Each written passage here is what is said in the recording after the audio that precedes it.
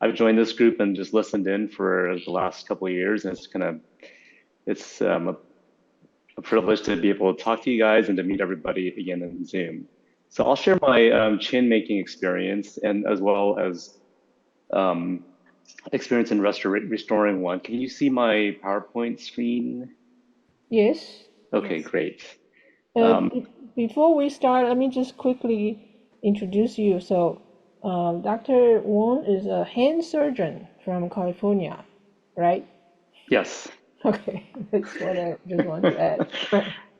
Yeah, I'm an orthopedic surgeon. I've practiced for 22 years now at my university here. And so just to begin, I first bought my first chin from a Suzhou antique market. And I still have this instrument. And it's basically, I bought it in the 90s. I didn't know what I was buying. I just, this looked neat. I was going to buy it and try to figure out how to learn how to play it. And the strings were very high in certain areas, and there was buzzing in a lot of notes. And basically, it was very hard to even play well. And so I have to figure out what's wrong with this chin. And so I decided at the time to make a chin that works because I'm now back in California and I don't have access to going to China to buy another one. So I was like figuring out what the details are of the chin. Where do I find instructions? I looked all over the internet, and I came across Jim Binkley's post on the 鱼骨斋音频谱. And as you can see, these are just some page excerpts from the 鱼骨斋音频谱. And it's pretty much all text. There's very little diagrams in it, and it's a lot of words describing things. And so here's a picture of Jim. I went to meet him almost exactly 12 years ago to the day, and this is him in his studio back in 2012. And he posted a translation online, which I'm going to use his translation for some of the things I'm referencing in this presentation. So these are in volume two of the book. The author goes over um, different aspects of producing or making a guqin, from discussion of the construction, selecting materials, um, accuracy of measurements, and the author talks about measuring millets and how many millets to the inch, and how to make sure you have the right accurate measurements. And the construction portion begins talking about the heavenly canopy being made round, which is the top part, and then the bottom panel is for support, and then finishing the surface, and then fitting the different areas, the bridge, the nuts, correctly positioning the hui, and then finally the last near the end of volume two um, discusses eliminating defects and knowing the reasons. And I'm going to focus a little bit more on this last box on eliminating defects and what the reasons are. So I actually converted a lot of the text. You see how there's a diagram here with different lines. And I actually converted a lot of description into math, into math curves, so I can calculate um, and make graphs of what I want to create, and then make a template to cut the pieces out of. Since the text had very little drawings, but a lot of words. And so this is my first Gucci, and I made it in 1999. I like the sound quality, but down here in the 9th to 11th way, there's still some buzzing when I was playing the Gucci. And I kind of set out to figure out the reason why where's buzzing at the bottom section of the Gucci. So let's revisit this chapter. Uh, 去病知因, knowing the defects, knowing the reasons. So the author talks about striking noises on the surface. And he says that for most parts, this is caused because the space is not flat. And if the face has any depressions or non-flat places, they can be easily seen. So he talks about needing to have a face that's perfectly flat. So that's what I did in my Guqin. I made the face perfectly flat, and I still noticed these problems. The next part of the book of that chapter talks about the bridge. If the bridge is too tall and it's not made according to the face of the chin, then the fingers will meet resistance when you're pressing down, especially in the upper sections for the higher notes. And we probably all experienced that when we're playing in the upper notes, where it may be hard to push down on the strings. So let's talk first about the playing surface. We have the curve of the guqin, both at the bridge and at the nuts and across the whole surface. And one of the most obvious is to align the curvatures. So here's an example where if it's a straight cylinder and the curvature is not necessarily aligned, or if the strings are not aligned with the radius of the curvature of the guqin, as the author said in the chapter, 不照前面. And so when that happens, then the strings may be off, as in the middle picture.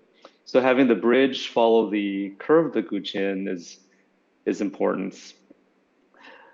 And then this is where it becomes interesting. So the author talks about having a flat section. This is where the strings may be too tall and more force is needed here near the bridge. If I'm exaggerating the vertical scale here, just for illustration. And as we get out further to the end of the guqin, you can see that when the surface is perfectly flat, the angles here that are created between the strings and the surface of the guqin becomes more and more narrow. And what's the problem with it becoming more and more narrow? And this is a picture of a vibrating string. And you can see that at the lower ends, the vibrating string will hit the surface of the guqin and cause buzzing sounds, especially down in this lower region. And so I had some objectives when I was revisiting this problem to align the curvature so the nut and the bridge and the whole surface has a matching curvature radius, and to minimize high strings near the bridge and to eliminate string buzz towards the lower end. So what I did was I tried to figure out the minimum angle for the string and the board to make contact. And that was going to be the threshold for buzzing. And if the angle is wider than this, then the buzzing will stop. So I created mathematical models to look at this.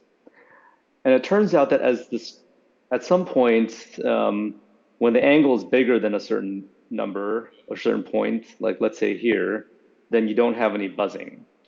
So it turns out that when I calculated this, the chin requires a slightly concave surface. And as you see, if there's a slight concave surface, the angle becomes constant here, and so the string doesn't buzz. And as you get down the constant angle here, the string doesn't buzz either, because the face falls away and the angle is bigger than the original flat surface of the guqin. So this is going to sound a little bit strange, but we look at Jim Binkley's blog, and he talks about some of this problem, and he says, and I'll read the excerpt here, you want to put it on the guqin with one side down and attempt to peer under it. A light shining from behind is a good thing. Do this along the various string paths, although in general, 1, 4, and 7 will suffice. You should see some daylight from under the strings around hui 7 to 8, and it should gradually decline as you go towards hui y or in towards hui 5. So as you see, this is almost to scale. You can see there's a little gap between a straight edge, and it tapers off to both ends. And there's a little gap here suggesting a concave surface. So this is kind of what he's describing.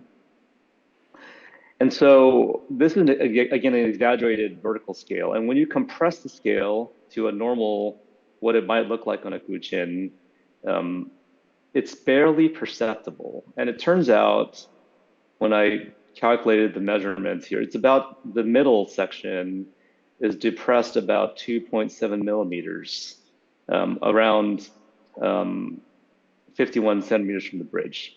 And so there's a little depression which creates a plane surface with an equal string to surface angle throughout the whole plane surface. And the bridge is also low. If you extrapolate this line, the bridge is only almost 3 millimeters above the string, above the flat projected line here. So when the author talks about having a fairly flat face of the Guqin, what you actually need is just a little bit of depression, almost non-perceptible to the eye. But when you put a straight edge, like what John Binkley was describing, then you'll see a little light come through the middle section. And let's look at other instruments. There are other instruments that also have the same problem or the same thought. The double bass is a large plucked instrument, and the fingerboard is known to require a scoop, which means a little concavity to the surface of the fingerboard. Also, the guitar, the neck, a slight up bow, which is called the relief, can be adjusted with a truss rod so that we don't have a reverse bow on the guitar neck. So these are examples from other instruments that have the same considerations of not having string buzz. So this is what it looks like. Just seeing a little high in the nut here, and then it's not linear, but just with a little scoop in the middle. So I set out to carve one making contour lines based on the mathematical models, and carving out these lines to create a surface with the little bit of concavity built in. And this is what it looks like, the final product. And then, so that's this. I'll transition now to my teacher's chin. He has several chin. He gave me 2 of them to restore. One had paint that's peeling off, or the lacquer's peeling off. And this is another one that he said, can you fix this chin for me? And if you can fix it, you can keep it. So that was very generous of him. And so this chin had problems being playable as well. Many notes don't sound, and there's a lot of string buzz, and the harmonics, when played, were inaccurate. And there's peeling paint or lacquer throughout the instrument as well. So I noticed that there was a defect in the curvature, and it had a slight up bow, which is exactly what you don't want, because when you press down on the strings down at the nut end of the chin, the angle becomes so narrow that it'll buzz all the strings. And so this is the desired curve. And when you superimpose the 2 of them, what happens to the wood? You can see that that's going to be a problem. So that's what it was going to need to create a scoop from the back bow. And so in the Yu Gu Zhai Qin Po, the author also talks about having defects.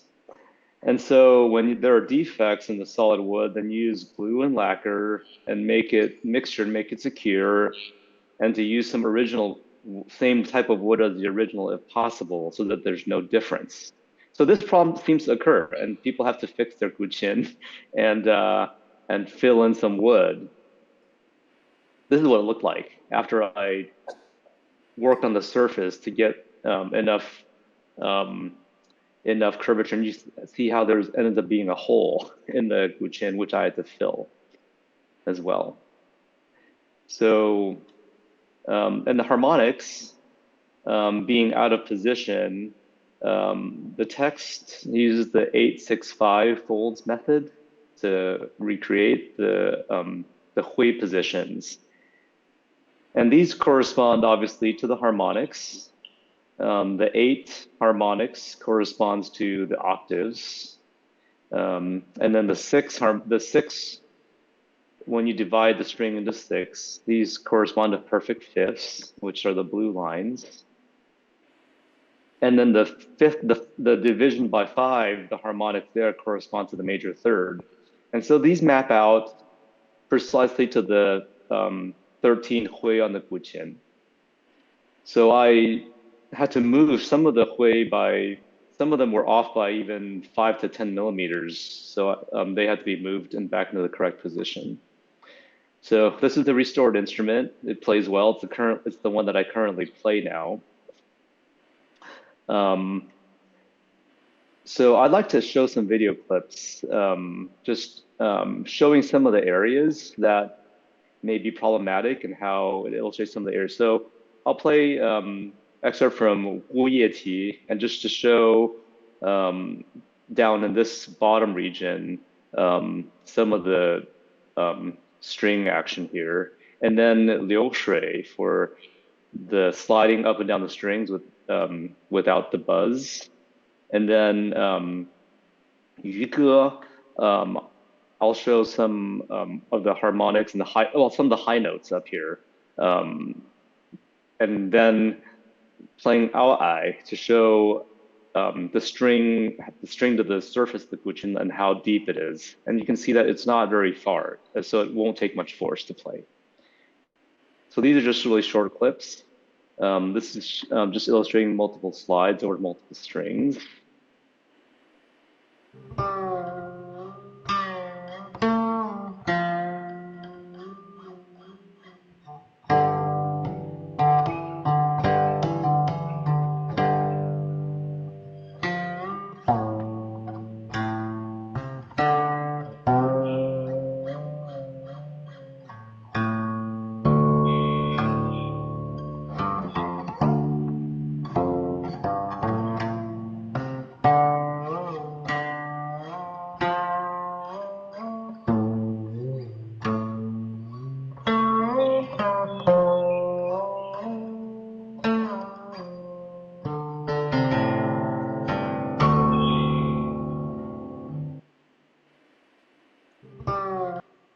The next excerpt is to show some of the sliding up and down the strings.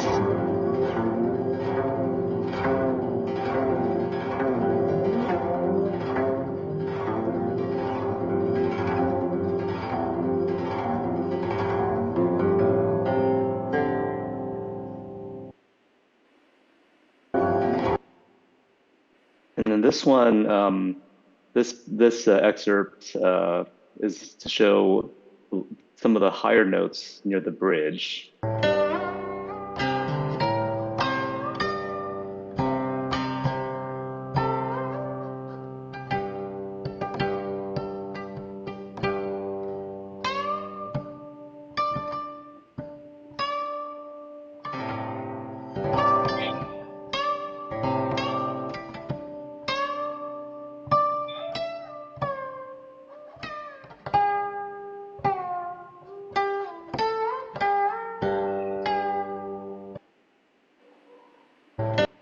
And then the final excerpt just showing harmonics and the height. You can just notice the middle section, how high the strings are from the surface of the guqian.